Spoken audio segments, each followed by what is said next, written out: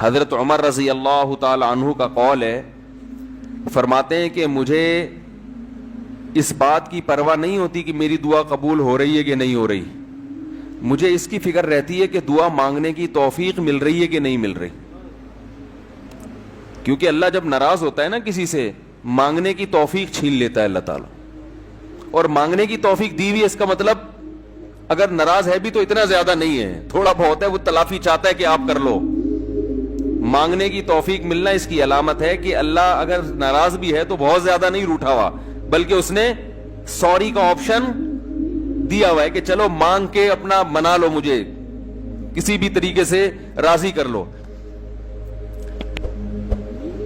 دعا کا اس قدر فائدہ ہوتا ہے انسان کو، اس قدر فائدہ ہوتا ہے، آپ مانگنا شروع کریں، زندگی چینج ہونا شروع ہو جائے گی، آپ کی زندگی میں تبدیلی آنا شروع ہو جائے گی. جتنا تعلق اللہ کے ساتھ دعا کے ذریعے بنتا ہے، اتنا تعلق کسی اور چیز سے نہیں بنتا. دیکھو کسی سے دوستی کرنا چاہتے ہو، دوستی کا سب سے بہتر طریقہ کیا ہے؟ اس سے گپ شپ شروع کر دو. یہی طریقہ ہے نا بھائی. آپ کا دوست کون ہے؟ وہ جس سے آپ کی گپ شپ زیادہ ہوتی ہو، اسی سے دوستی ہوگی نا. اب آپ بتا رہے یہ میرا جگری دوست ہے، بہت پرانا دوست ہے. میں پوچھوں گا آپ سے بھائی یہ دوستی کیسے ہوئی؟ یہ دوستی بھائی ایسے ہوئی کہ میں جس کالج میں پڑھتا تھا وہیں یہ بھی یہی پڑھتا تھا. تو کیا کرتے تھے آپس میں؟ کوئی بات چیت ہوتی نہیں، بات چیت تو نہیں ہوئی کبھی زندگی میں، تو پھر دوستی کیسے ہو گئی؟ پڑھتے تو بہت سارے لوگ ہیں. دوستی کے لیے سب سے پہلی چیز کیا ہے؟ بات چیت. دعا میں انسان بات چیت شروع کر دیتا ہے کس کے ساتھ؟ اللہ کے ساتھ. تو اللہ اور بندے کا کنیکشن مضبوط ہونا شروع ہو جاتا ہے. اس لیے اہل اللہ کو تو اس کی پرواہ نہیں ہوتی کہ میری دعا قبول ہو بھی رہی ہے کہ نہیں ہو رہی ہے. وہ کہتے ہیں ہمیں مانگنے کی توفیق مل رہی ہے. معذرت کے ساتھ تھوڑی میں ابیوز لینگویج استعمال کرتا ہوں کہ بھاڑ میں جائے قبول ہونا، ٹھیک ہے نا. ہمیں تو اس بادشاہ کے دربار میں ہاتھ پھیلانے کی توفیق مل رہی ہے، بس ہمارے لیے اتنا کافی ہے، تعلق بحال ہے ہمارا اس سے. تو میں یہ عرض کر رہا تھا کہ کبھی ہماری جو دعائیں قبول نہیں ہوتی، بسا اوقات اس کی وجہ یہ ہوتی ہے کہ ہمارا وہ عمل دعا ہوتا ہی نہیں ہے. جب دعا ہی نہیں ہوتا تو پھر اس میں قبولیت کہاں سے آ گئی؟ وہ تو ہم پڑھ رہے ہوتے ہیں الفاظ رٹا لگا کے ایک چیز کو، یعنی ایک پڑھنے کے انداز میں ہوتی ہے، وہ اس میں جذبات ہی نہیں ہوتے. جذبات کن لوگوں کے ہوتے ہیں؟ امام بخاری رحمہ اللہ تعالی کی سوانے پڑھیں آپ، بچپن میں نابینا ہو گئے. والدہ تو آپ کو بڑا علم سکھانا چاہتی تھی، پریشان کہ اللہ یہ تو میرا بچہ ہی نابینا ہو گیا. تو رات کو مصلے پہ گڑ گڑا کے دعا مانگنا شروع کی، اے اللہ میرے بچے کی بینائی واپس لوٹا دے، اے اللہ اس کی بینائی واپس لوٹا دے. اتنا مانگا ہے کہ روتے روتے دعا مانگتے مانگتے آنکھ لگ گئی. خواب آیا، دو فرشتے آپس میں بات کر رہے ہیں کہ اللہ نے اس عورت کی دعا قبول کر لی ہے اور اس کے بچے کو بینائی لوٹا دی ہے. جب آنکھ کھلی ہے تو دیکھا کہ بچے کی بینائی واپس لوٹ چکی تھی، بینائی واپس لوٹ چکی تھی. ہندوستان میں ایک بزرگ تھے، رمضان نام تھا ان کا، یہاں کراچی ہجرت کر کے آ گئے تھے ہندوستان سے. تو جو کوئی اس طرح کے بڑے لوگ ملتے تھے نا جو بھی نیک ہوں، پرہیزگار ہوں، تو میں ان سے تھوڑا سا انٹرویو لیتا تھا کہ آپ نے کوئی ایسی کوئی واقعہ دیکھا ہو، کوئی کرامت دیکھی. انہوں نے اپنا بڑا دلچسپ واقعہ سنایا. فرماتے ہیں کہ میں نے اپنی آنکھوں سے دیکھا کہ ہندوستان کے ایک علاقے میں جو بلوائی تھے نا، جو بلوا کرنے والے ہندو تھے، انہوں نے، دہشت گردوں نے مسلمانوں کے علاقوں پہ حملہ کر دیا. مسلمان بہت تھوڑے تھے، مقابلہ نہیں کر سکتے تھے. تو کہتے ہیں کہ ایک بزرگ تھے وہیں کہیں مظاہر علوم کے یا دیوبند کے. مقصد میرا یہ نہیں ہے کہ کوئی دیوبند کے علاوہ کوئی بزرگ نہیں ہوتا، وہ چونکہ واقعہ ان کا اس لیے، کوئی لوگ اس پہ بھی کہتے ہیں کہ اپنے مسلک کو وہ کر رہے ہیں، وہ اتفاق سے تھے وہاں کے، تو اس لیے میں نے بول دیا. تو وہ مکان کی چھت پہ کھڑے ہو گئے اور اللہ سے دعا مانگنے لگے. بہت گڑ گڑا کے دعا مانگی انہوں نے کہ اللہ ان لوگوں کے شر سے ہمیں بچا لے. تو یہ جو واقعہ سنانے والے تھے نا، انہوں نے مجھے خود بتایا، کہتے میں نے اپنی آنکھوں سے دیکھا کہ گھوڑوں پہ آسمان سے فرشتے نازل ہو رہے ہیں اور ان کے ہاتھ میں بڑی بڑی راڈیں ہیں, گزند ہیں, اور وہ زمین پہ نازل ہو کر انہوں نے ان بلوائیوں کے خلاف حملہ کر دیا, مارا ان کو. میں نے جب یہ واقعہ ایک دفعہ بیان کیا تو یوٹیوب پہ جب یہ واقعہ گیا تو اس علاقے کے جو مسلمان تھے ان کے کمنٹس آئے کہ یہ واقعہ یہاں پر ہوا ہے اور اس گاؤں میں ہوا ہے. نہیں آ رہی بات سمجھ میں؟ تو یہ کیا ہے؟ دعا مانگنے والے کی جو دعا ہے نا اس میں طاقت تھی, وہ مانگ رہا تھا گڑ گڑا کے. آپ نے دیکھا ہوگا آج کل ہم نماز استسقاء پڑھتے ہیں, بارش پھر بھی نہیں ہوتی. عموماً ایسا ہی چل رہا ہے سسٹم جو چل رہا ہے نا, نماز استسقاء پڑھ رہے ہیں, بارش نہیں ہو رہی, تو اللہ سے اچھی امید رکھتے ہیں کہ قبول ہوتی ہوں گی دعائیں. لیکن پہلے دعائیں نماز استسقاء کی فوراً قبول ہوتی تھی اور ان کا ظاہر بھی قبول ہوتا تھا. یہ ہم نے بھی اپنے بڑوں سے بھی سنا. میری دادی نے, اللہ ان کی مغفرت کرے, خود بتایا, انہوں نے بتایا کہ ہندوستان میں جب بارشیں برسنا ختم ہو جاتی تھی تو مظاہر علوم سے, دیوبند سے علماء کی ایک جماعت نکلتی تھی, سہارنپور سے, اور عورتیں, بچے, مرد, بوڑھے سب ان کے ساتھ نکل کے میدان میں جاتے تھے. خود انہوں نے اپنا واقعہ سنایا. کہہ رہے ہم جاتے تھے میدان میں بوسیدہ کپڑے پہن کے. نماز استسقاء میں یہی ہے نا کہ بوسیدہ کپڑے پہن کے جاؤ, اپنے مواشی کو بھی لے کر جاؤ اور شہر سے باہر جاؤ اور دھوپ میں اللہ سے گڑ گڑا کے دعائیں مانگو. تو کہتے ہیں ہم جب جایا کرتے تھے بارش کی دعا مانگنے کے لیے تو اتنا یقین ہوتا تھا کہ بارش ہوگی کہ تمبو ساتھ لے کر جاتے تھے کہ جب بارش ہوگی نا تو وہاں دیگیں پکیں گی اور کھانا کھایا بھی جائے گا, خوشی میں کھلایا بھی جائے گا. تو وہ کھانے کا سامان گھر سے لے کر جایا کرتے تھے. اور انہوں نے بتایا کہ ہم نے خود دیکھا ہے کہ نماز استسقاء کے لیے دعائیں ہو رہی ہیں اور آسمان پہ بادل آئے اور بارش برسنا شروع, اور ہم سب کیا کر رہے ہیں؟ تمبو لگا کے کھانا کھا رہے ہیں خوشی میں. یہ میں نے خود سنا. نمازی تھی ماشاءاللہ, پرہیزگار تھی. مولانا عبد الرحیم رائے پوری رحمۃ اللہ علیہ سے بیعت بھی تھی وہ. یہ اس لیے فضائل سنا رہا ہوں کہ بھائی امید ہے کہ انشاءاللہ جھوٹ نہیں بولا ہوگا انہوں نے. وہ جھوٹ کیوں بولیں گی بھائی, ان کو کوئی پیسے مل رہے تھے. یہاں ہمارے پڑوس میں یہی اسی مسجد میں سامنے ایک ڈاکٹر صاحب رہا کرتے تھے, آپ کو معلوم ہوگا. یہاں ایک ڈاکٹر صاحب رہتے تھے نا سامنے والے گھر میں. ان کے والد صاحب بھی بوڑھے آدمی تھے. اللہ تعالیٰ اگر زندہ ہیں تو اور عمر میں برکت دے, انتقال ہو گیا تو اللہ ان کی مغفرت کرے. میرے سے بڑی گپ شپ تھی ان کی. مجھے بس یہ کہتے تھے آپ اتنے پتلے کیوں ہیں؟ اب تو میں تھوڑا موٹا ہو گیا تھا, بہت ہی پتلا تھا. کہہ رہے ہیں آپ مولوی ہو کے اتنے باریک سے کیوں ہیں؟ وہ ایسی گپ شپ میں مذاق کرتے تھے. تھے جڑے ہوتے ہیں نا کچھ زندہ دل قسم کے, لاہور کے تھے, پنجاب کے اصل. تو انہوں نے بھی, ان سے بھی گپ شپ ہوتی تھی. انہوں نے بھی ایسے, میں نے ان کو بتایا کہ ہماری دادی سے ہم نے سنا کہ وہاں ہندوستان میں جب جایا کرتے تھے نماز استسقاء کے لیے تو بارش ہو جاتی تھی. آپ نے کبھی ایسا دیکھا؟ انہوں نے کہا ہم نے خود اپنی آنکھوں سے دیکھا. انہوں نے اپنے 2 واقعات سنائے. ایک انڈیا کا, وہ انڈیا کے پنجاب سے ان کا تعلق تھا. کہنے لگے کہ ایک مرتبہ بارش رک گئی تو ہم بارش کے لیے یعنی دعا مانگنے کے لیے نماز استسقاء کے لیے گھر سے نکلے. سنت یہ ہے کہ نماز استسقاء میں آپ ایک تو آبادی سے دور جائیں, نمبر 2 تھوڑے بوسیدہ کپڑے پہن کے جائیں, سب جائیں, بچے بھی جائیں, عورتیں بھی جائیں, مرد بھی جائیں, بوڑھے بھی جائیں, سب لوگ جائیں, اور بہت لمبی دعا مانگی جائے, بہت اطمینان کے ساتھ دعا مانگی جائے. تو وہ کہتے ہیں کہ ہم جب نکل کے جا رہے تھے تو ہندو یہ کہہ رہے تھے یہ موسلے بارش برسانے جا رہے ہیں. یعنی ہندوؤں کو اتنا یقین تھا, موسلے کہتے ہیں نا, موسٹلی ہندو زیادہ تر موسلے ہی کہتے ہیں مسلمانوں. تو کہہ رہے تھے کہ یہ کیا کرنے جا رہے ہیں؟ موسلے بارش برسوانے جا رہے ہیں. کہتے ہیں کہ جب گئے دعا مانگی ہے, انتہائی شدید گرمی. آج نماز استسقاء بھی ایئر کنڈیشن ہال میں ہوتی ہے, اور توبہ ووبہ کا تو کوئی تصور ہوتا ہی نہیں ہے, کوئی گناہوں سے توبہ بھی کرے. وہ تو یہی ہوتا ہے, اللہ میں پھر فلم دیکھوں گا, جیسی بارش ہوگی تو میں کیا دیکھوں گا جا کے. تو گناہ سے تو قرآن کیا کہتا ہے, یا قوم استغفروا ربکم, گناہوں سے معافی مانگو, یرسل السماء علیکم مدرارا, آسمان سے موسلا دھار بارشیں برسائے گا. تو نماز استسقاء کا جو کانسیپٹ تھا وہ یہ تھا کہ آپ اللہ سے اپنے تمام گناہوں کی معافی مانگیں. تو گناہوں کی معافی کا تو ہمارے ذہن میں ہی نہیں ہوتا, اور وہ امام پہ ڈال دیتے ہیں جو بیچارہ دعا مانگ رہے ہیں نا کہ اس کی وجہ سے قبول نہیں ہوئی. وہ تو اخلاص سے مانگ رہا ہوتا ہے. مسجد کا امام جو ہے وہ پبلک میں ایسے ایسے ماشاءاللہ بدماشوں کی کثرت ہوتی ہے. کوئی بہن کی وراثت کھا کے بیٹھا ہے, کوئی یتیم کا مال دبا کے بیٹھا ہوا ہے. چلو اب دبا لیا, مال کھا لیا, اب توبہ تو کرنا کہ اللہ میں واپس دے دوں گا. وہ نہیں ہوتا. اللہ میں قحط سے مر جاؤں, بارش نہ ہو کوئی مسئلہ نہیں ہے, میں مر جاؤں گا قحط سے, مگر میں بہن کا پلاٹ واپس, بولو بھائی, نہیں کروں گا. تو پھر کہاں بارش ہوگی میرے بھائی؟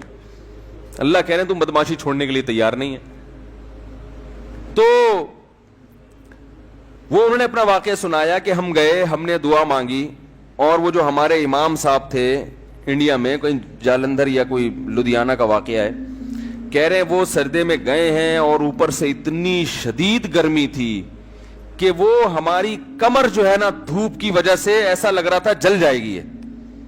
مگر امام صاحب جو سردے میں جا کے روئے ہیں اور پبلک کو رلایا انہوں نے کہ اللہ جب تک بارش برسے گی نہیں یہاں سے ہم ہلیں گے نہیں. یہ اب دیکھیں جس کو اطمینان ہوگا وہ اتنی دیر تو سردے میں پڑا رہے گا, ورنہ وہ کہے گا یار کچھ ہونے والا تو ہے نہیں, خام خامے کمر جلا کے آ جاؤ. کہہ رہے ہیں وہ انہوں نے گڑ گڑائے ہیں, وہ ایسا گڑ گڑائے ہیں اور کمر ہماری جل جل کے لگ رہا تھا کہ وہ خراب ہی نہ ہو جائے. اور پھر انہوں نے مجھے اب خود سنایا واقعہ, کہتے ہیں ہم نے دیکھا کچھ دیر ہوئی ہے, اس کے بعد گہرے بادل آئے ہیں اور وہیں بارش برسنا شروع ہو گئی ہے. اور کہہ رہے ہیں جب تیز بارشیں ہوئی ہیں تو ہم جب واپس آ رہے تو ہندو ہنس رہے اور کہہ رہے تھے یہ موسلے بارش برسوا کے آ رہے ہیں. ہندوؤں کو بھی یقین ہوتا تھا یہ موسلے بڑے تیز ہیں. آج کا جو موسلا ہے میرے بھائی ہم جیسے نالائقوں پر مشتمل ہے, تو پھر ہم اپنی ذمہ داری پوری نہیں کر رہے. اللہ کہتے تمہیں یقین نہیں ہے, تو پتہ نہیں کیا کر رہا ہے یہاں بیٹھ کے, ادھر توجہ. میں تو دیکھا ہے دعا مانگتے مانگتے نا جیب میں چیک کر رہے ہوتے ہیں کتنے پیسے پڑے ہوئے ہیں, 5,000 کا تو ہے نا, وہ خراب تو نہیں ہوا. ہاں بھائی آمین. پھر وہ آمین, پھر وہ تھوڑی دیر میں یہاں کھو جائے گا, پھر ادھر کھو جائے گا. 10 کام ہو رہے ہیں, دل نہیں لگ رہا, ایک فارمیلٹی پوری ہو رہی ہے, تو یہ کیسے حساب چلے گا میرے بھائی؟ تو دعا قبول ہوتی ہے. بعض دفعہ ایسے ہوتی ہے جیسے میں نے آپ کو بتایا, اس طرح سے بھی ہوتی ہے کہ ادھر مانگی اور ادھر اللہ نے بارشیں برسانا شروع کر دی. اور بعض دفعہ دعا ایسے قبول ہوتی ہے, اچھا کچھ کر کے دعا مانگو تو زیادہ قبول ہوتی ہے. کچھ اللہ کے لیے کیا ہو نا, جیسے حدیث میں آتا ہے 3 آدمی غار میں بند ہو گئے, بڑا زبردست واقعہ ہے وہ حدیث میں. غار میں گئے تھے, اوپر سے پتھر لڑکا اور غار کا منہ بند, اب نکلنے کا راستہ ہی نہیں, اور ان کو کوئی آواز بھی نہیں باہر جا سکتی, فون وون تو ہوتا نہیں تھا پہلے. تو اب ان کو یقین ہو گیا کہ اب ہمارا انجام سوائے موت کے کچھ نہیں ہے, اس میں تڑپ تڑپ کے مرنا ہی اور کچھ نہیں ہوگا. تو تینوں نے کہا کہ بھائی دیکھو اللہ کو اپنے کسی اچھے عمل کا واسطہ دے کے دعا مانگو. ہم میں سے کسی سے کوئی زندگی میں اچھی نیکی ہوئی ہو جو آپ سمجھتے ہو کہ بہت اچھی نیکی ہے, تو اس نیکی کا اللہ کو واسطہ دے کے دعا مانگی جائے. تو مشہور حدیث ہے, جلدی جلدی مکمل کرتا ہوں. ایک نے کہا اللہ میں بکریاں چراتا تھا, گھر آیا, اپنے بچوں کو دودھ پلانے سے پہلے میں نے کہا والدین کو پلاؤں گا, والدین سو گئے تھے, تو ساری رات سرہانے ان کے سرہانے کھڑا رہا تھا میں سر کے پاس, ان کو جگاؤں گا بھی نہیں کہ نیند خراب ہو, اور ایسا بھی نہیں ہوگا کہ پہلے بچوں کو پلا دوں, پہلے ماں باپ بعد میں اپنے بچے. پوری رات پیالہ لے کے سر کے کنارے کھڑا رہا, جب صبح اٹھے تو پھر ان کو پلایا, اٹھا بھی نہیں رہا. والدین کی خدمت کتنی بڑی نیکی ہے دیکھو. اللہم ان کنت فعلت ذلک ابتغاء وجہک فاصرف عنا ما نحن فیہ فاکشف عنا ما نحن فیہ. اے اللہ اگر میں نے یہ تیرے لیے کیا تھا اور تجھے یہ میری نیکی پسند آ گئی ہے, تو آج جس مصیبت میں مبتلا ہے اللہ اس مصیبت سے ہمیں نجات دے دے. کیسی اللہ کی قدرت, وہ پتھر ہلائے اپنی جگہ سے.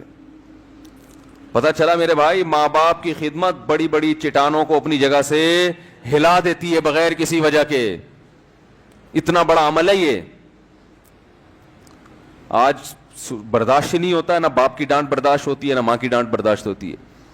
دیکھو اللہ چاہتے پورا پتھر ہلا دیتے, لیکن اللہ نے کہا کہ سب کا عمل سامنے آ جائے نا, تو اللہ نے تھوڑا سا ہلایا پتھر کے ابھی ہلکی سی ہوا آئے بس ہے بھائی, تاکہ باقی دو کی نیکیاں بھی سامنے. ویسے تو اللہ کو اتنا پسند آیا کہ اللہ چاہتے تو ہٹا دیتے نا پتھر. دوسرے نے دعا مانگی, اے اللہ میں اپنی چچا بہن پہ عاشق تھا, اس سے زنا کرنا چاہتا تھا, وہ موقع نہیں دیتی تھی, بہت سخت عشق والی محبت تھی, بالآخر قحط پڑا, سب کچھ ختم ہو گیا, تو وہ میرے پاس آئی روٹی کے لیے, تو میں نے اس سے کہا ایک شرط پہ تجھے راشن دوں گا کہ تو میری حرام خواہش کو پورا کر, اور بالآخر مجھے اس پر قدرت ہوئی. جب میں زنا کے, وہ مجبور ہو گئی بیچاری, جب میں زنا کے بالکل قریب پہنچ گیا تو اس نے مجھے اللہ تیرے عذاب سے ڈرایا, اتق اللہ ولا تفض الخاتم الا بحقی, کہ تو یہ کام کر تو رہا ہے مگر تو اللہ سے ڈر. اے اللہ میں اس حالت میں کہ مجھے اس پر مکمل قدرت ہو چکی تھی اور میں عرصے سے تلاش میں تھا کہ یہ میری دسترس میں آئے, آج جب مجھے موقع ملا اور بالکل قریب پہنچ گیا زنا سے, تو اس نے مجھے کہا اللہ سے ڈر, تو اللہ میں تیرے خوف سے پیچھے ہٹ گیا. ان کنت فعلت ذلک ابتغاء وجہک, اے اللہ صرف تیرے لیے کیا تھا, اگر تو اس عمل کو قبول کرتا ہے تو آج جس مصیبت میں مبتلا ہیں اس مصیبت سے ہمیں نجات دے دے. حدیث میں آتا ہے پتھر مزید تھوڑا سا لڑک گیا, اور کیا ہے کہ دھوپ بھی آنا شروع, ہوا بھی, لیکن ابھی نکل نہیں سکتے تھے کیونکہ اللہ تیسرے کا عمل بھی سامنے لانا چاہتا تھا. تیسرے نے کہا اللہ میں فلاں شخص کے پاس مزدوری کیا کرتا تھا, مزدوری چھوڑ کے چلا گیا, ایک مزدور تھا میرے پاس, مزدوری لیے بغیر وہ چلا گیا, تو اس کی جمع پونجی سے میں نے کاروبار کیا, بہت کاروبار بڑھ گیا, بہت عرصے کے بعد وہ آیا تو اس نے کہا میری جو مزدوری تھی دے دو, تو میں نے کہا بھائی تیرے پیسے سے میں نے یہ بزنس کیا, یہ سینکڑوں اونٹ, گائے, بیل, بکریاں, یہ سب تیری ہیں. وہ بھی ایسا نیمبو نچوڑ کم بخت ساری چیزیں اٹھا کے لے گیا. وہ اتنی معاملات میں آج کل کون صاف ہوتا ہے کہ بھائی تمہارے پیسوں سے کیا تو لے جاؤ, تو وہ بھی لے گیا, تو میں نے بھی دے دیا. میں نے کہا اللہ میں حرام کا نوالا نہ جائے میرے پیٹ میں, تو اللہ اگر میں نے تیرے لیے کیا تھا تو جس مصیبت میں مبتلا ہوں اس مصیبت سے ہمیں نجات دے دے. حدیث میں آتا ہے پتھر مزید لڑکا ہے, فخرجوا یمشون, بڑے آرام سے باہر نکل گئے. تو دیکھو اس سے پتہ چلتا ہے اللہ کے لیے کچھ قربانی دی ہو تو پھر دعائیں ٹھا کر کے قبول ہوتی ہیں. جو لوگ بینک کی ملازمت چھوڑ دیتے ہیں, بڑی قربانی ہے, ان کی دعائیں بہت تیزی سے قبول ہوتی ہیں. داڑھی رکھنے کا ماحول نہیں ہے لیکن آپ رکھ لو اللہ کے لیے, دعائیں انشاءاللہ تیزی سے قبول ہونا. بولو نا بھائی کیا جا رہا ہے, بولے جائے. کیوں قبول ہوتی ہے بھائی؟ سارا دن اللہ کے لیے, سارا دن اللہ کے لیے بھوک پیاس کو برداشت کیا, تو اب اللہ کہتے ہیں تو نے میرے لیے قربانی دی, اب تو مانگ, جو مانگے گا میں تجھے عطا کروں گا. حج میں دعائیں کیوں قبول ہوتی ہیں؟ 6-7 لاکھ روپے آپ کے خرچ ہوئے, آپ اتنی دور گئے, آپ نے وہاں دھکے کھائے, تو عرفات کے دن ایسی دعائیں قبول ہوتی ہیں. حدیث میں آتا ہے شیطان خاک سر پہ ڈالتا ہے کہ آج میری پورے سال کی محنت برباد ہو گئی ہے. لیکن ہم نے دیکھا ہے عرفات میں بھی دعائیں نہیں مانگ رہے لوگ, وہاں بھی ایک اجتماعی دعاؤں کا ماحول بنایا ہوا ہوتا ہے, ایک آدمی بیٹھا ہوا سب آمین آمین لگا رہے ہیں. بھائی وہاں تو کم از کم کوئی جا کے کچھ الگ سے اللہ سے گڑگڑا کے مانگ لو, دل لگاؤ اس دعا میں. دعائیں قبول ہوتی ہیں صفا و مروہ کی پہاڑیوں پر. وہاں حضرت ہاجرہ نے ایک عمل کیا تھا نا, کتنی بڑی قربانی دی تھی کہ ایک ایسی زمین نہ جہاں گھاس کا تنکا, وہاں اللہ کے لیے قربانی دے کر اپنے بچے کے ساتھ رہنا شروع کیا. اور پھر آزمائش آئی اللہ کی طرف سے, بچہ ایڑیاں رگڑ رہا ہے, پانی کا نام و نشان نہیں ہے, لیکن وہ اللہ سے شکایت نہیں کر رہی کہ اللہ تو نے تو مجھے مروا دیا, کہاں لا کے میرے شوہر نے مجھے ڈال دیا. بھاگ رہی ہیں ادھر سے ادھر, ادھر سے ادھر. کیسا اللہ کی رحمت کو جوش آیا کہ میرے لیے قربانی دی, اب میں تجھے ضائع نہیں ہونے دوں گا. ایسا چشمہ پانی کا پیدا کر دیا, ہزاروں لاکھوں کروڑوں حاجی اب تک سیراب ہوتے چلے آ رہے ہیں, وہ چشمہ ختم ہونے کا نام نہیں لے رہا. تو صفا اور مروہ کی پہاڑی پر جب آپ سعی کرتے ہیں, علماء کہتے ہیں حدیث سے بھی ثابت ہے, وہاں لمبی لمبی دعائیں مانگنی چاہیے کھڑے ہو کر, کیونکہ یہ وہ موقع ہے جہاں آپ نے تو قربانی نہیں دی لیکن اللہ کی ایک بندی نے بہت بڑی قربانی, تو دوسرے کی قربانی کو بھی انسان کیش کرا سکتا ہے. تو کچھ کرنے کے بعد جب مانگا جائے تو قبولیت کا امکان بڑھ جاتا ہے. ہم اللہ کے لیے کچھ قربانی دینے کے لیے تیار ہی نہیں ہیں, کچھ کرنے کے لیے تیار ہی نہیں ہے,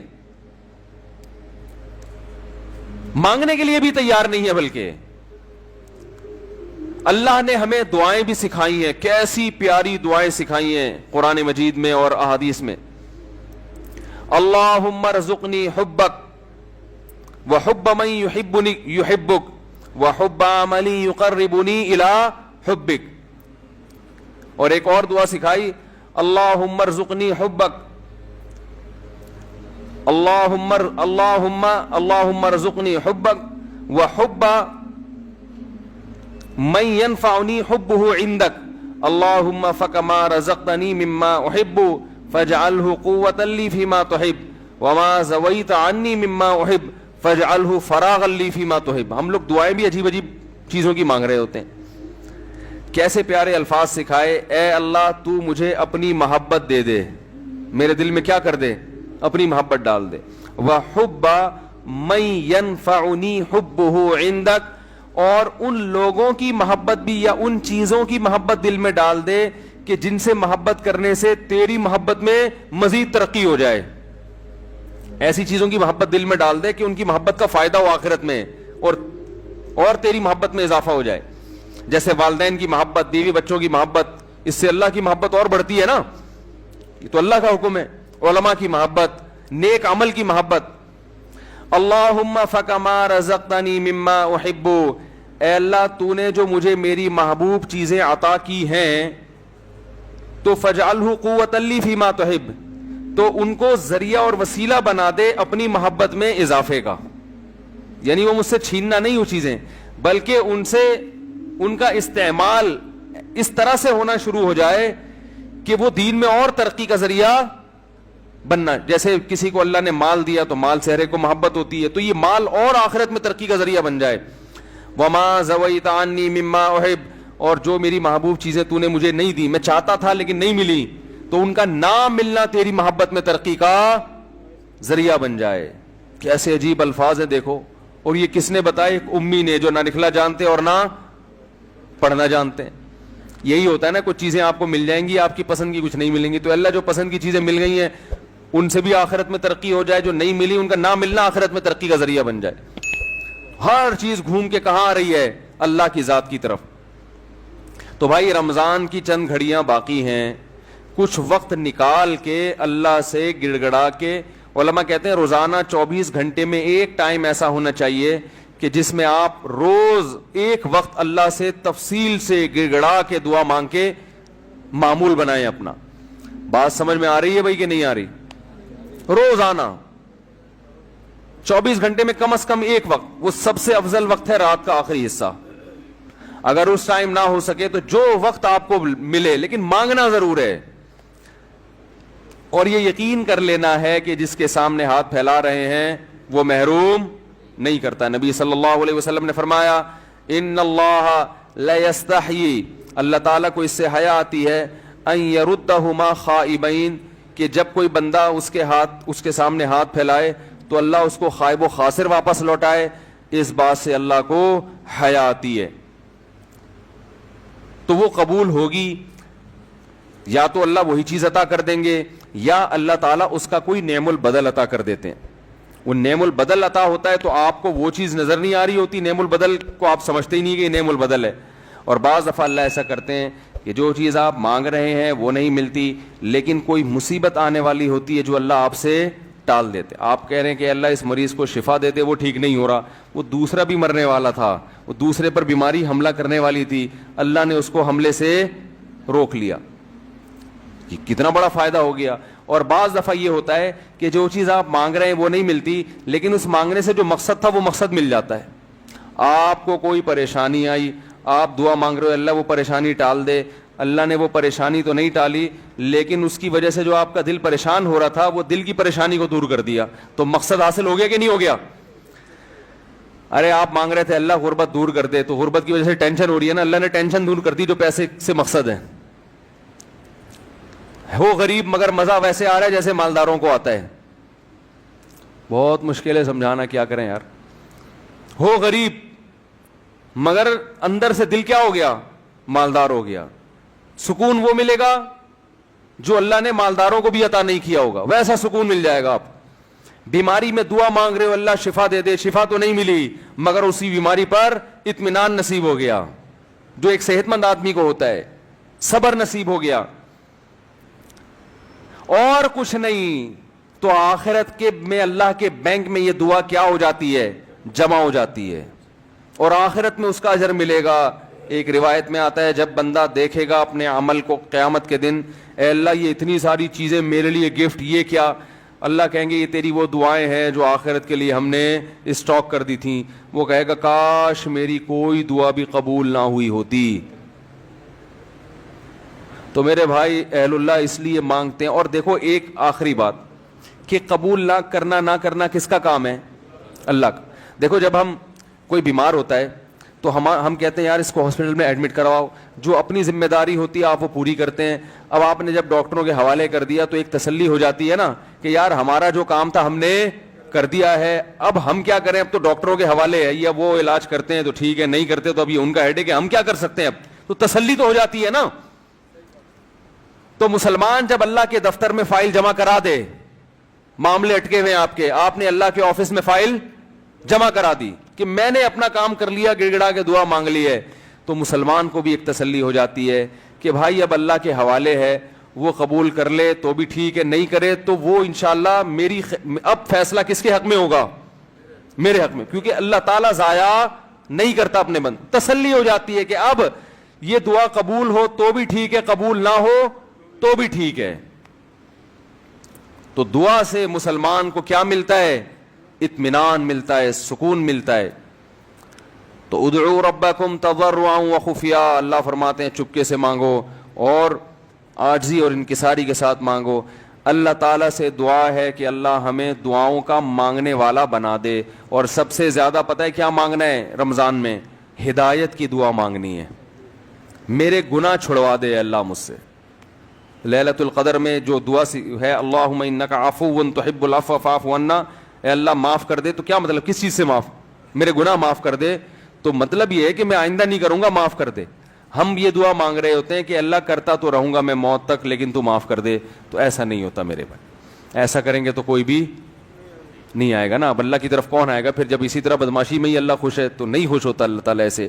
تو اللہ سے توبہ کی توفیق مانگی جائے. اے اللہ میں ان گناہوں کے دلدل میں پھنس چکا ہوں، تو مجھے اس دلدل سے نکال لے. تو یہ بھی زیادہ مانگنی چاہیے دعا. اللہ تعالیٰ ہماری تمام دعاؤں کو، حاجات کو پورا کرے.